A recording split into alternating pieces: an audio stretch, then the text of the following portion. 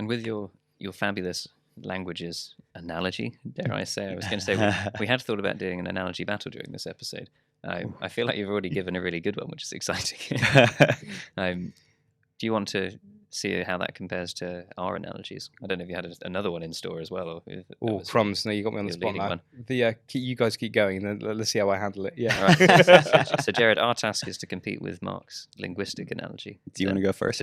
Just to frame what ACORD is and means to the industry. So we always do analogy battles. Not always, but most episodes we like to put in different games. Analogy battle, one of our favorites. I thought a bit about my ACORD analogy. Do you have yours? Oh, God, you go first. Okay. Because otherwise you'll play it down and be like, oh, that's so much better than mine.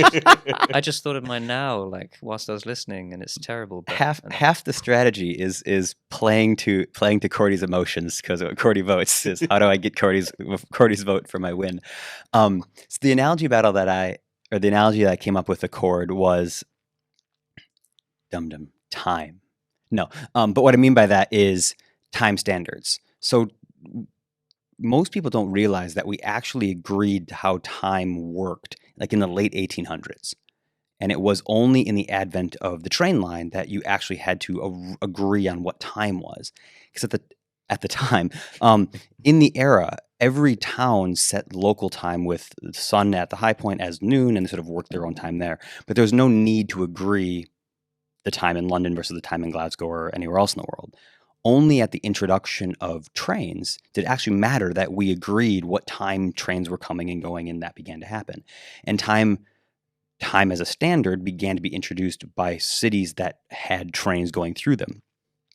So I sort of think of ACORD in the same way of when everything is localized, when everything is small, when everything is intrastate, and it's all this little version of it, no one really cares, right? It's when you're trying to trade across state boundaries, across geographies, across languages and jurisdictions, then you need to go, okay, well, this is now harder. Yeah. When it's just our local town, like no one cares what I think noon is what you think noon is. It doesn't matter. But when you start growing, then you begin to have this constraint there. And that's kind of how I thought about where ACORD sits in our universe and how it will exist going forward. See, another beautiful analogy. Yeah, I think that's really elegant, because a lot of the insurance members of ACORD, some of these are global brokers, like the likes of Aon, for example, hundreds of offices across the globe. So they have to look at this as, a proper global industry set of standards. So yes, absolutely. We originated out of P&C for North America, but then through donation, which is a key part of ACORD, people donate standards to ACORD. So the standards are forever evolving, forever modernizing from technology at the time through, and we have to support the technology that still people are on. Some people are still carving ACORD standards into granite and stone. That's fine. We'll still support those guys as well as the most modern API-enabled users. But then through kind of moving into reinsurance and particularly into the specialty classes, that really took us into a global sphere of standards focus. So we have to support our members in Australia right the way through to specialty markets like Lloyd's of London, through to our US carriers and the mum and pop shops, in the kind of more different states. All right, Ben, you're up. I know. I feel like I'm at a disadvantage with the guest giving a giant stamp of approval on your analogy.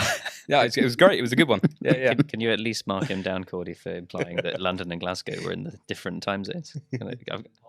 He's impartial. Time zones now. This is true. Okay, well, fine.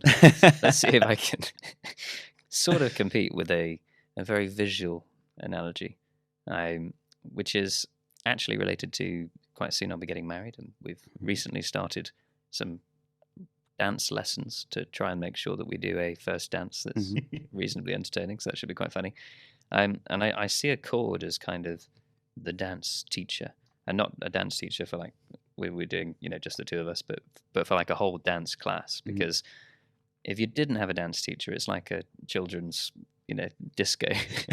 You got like Munich Re in one corner doing the cha-cha-cha, and Swiss Re doing the tango somewhere I would else. love to see this. This would be absolutely brilliant. Yeah. Aon just like flossing by herself in the corner. Yeah. You got all these things going on, and it was like, "This guys, you got to dance together. That's the only way this is going to work." And the dance teacher's there to clap along, and I say 1, 2, 3, left, right, left. Come on, GC or whatever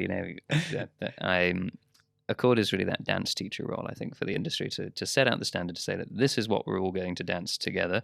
so that it actually looks good when we interact, and so you don't all stand on each other's feet and bump into each other when someone's trying to salsa from one side of the room to the other. I guess that's kind of the end of my analogy before I That's good. trail off. I like the visual of Aeon flossing in the corner. As usual, Jared does a deeply profound analogy. Mark got the win today. Marcus won. Cordy gave the crown to the language analogy.